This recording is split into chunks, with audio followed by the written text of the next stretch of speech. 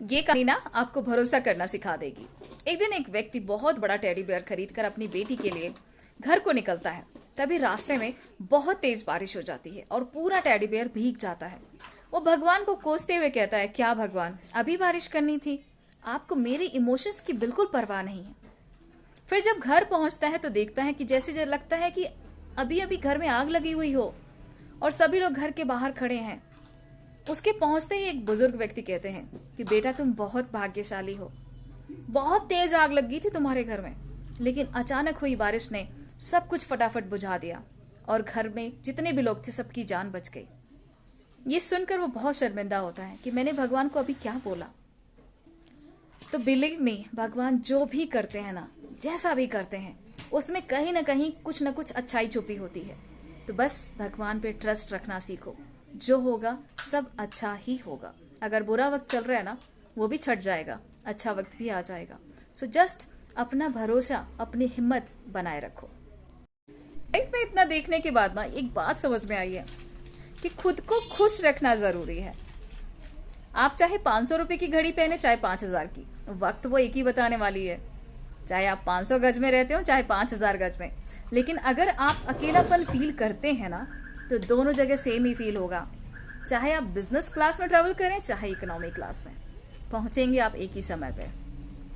तो कहने का मतलब बस इतना है कि कई बार क्या होता है ना कि हम इस दुनिया की भागम भाग में, कहीं पहुंचने की होड़ में, हम खुशियों को पीछे छोड़ देते हैं। तो पहले उन चीज पे फोकस करो, उन लोगों पे फोकस करो जिनसे आपको खुशी मिलती है, जिस चीज को करके आप खुश होते हैं।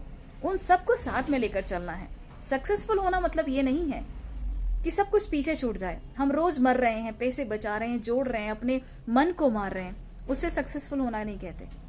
उस तरीके से अगर आप सक्सेसफुल हो भी जाते हो तो उसका कोई फायदा नहीं है। अपनी खुशियों को नहीं मारना है। डेली जो जीवन है ना, वो बहुत जरूरी है, उसको जीना शुरू करो।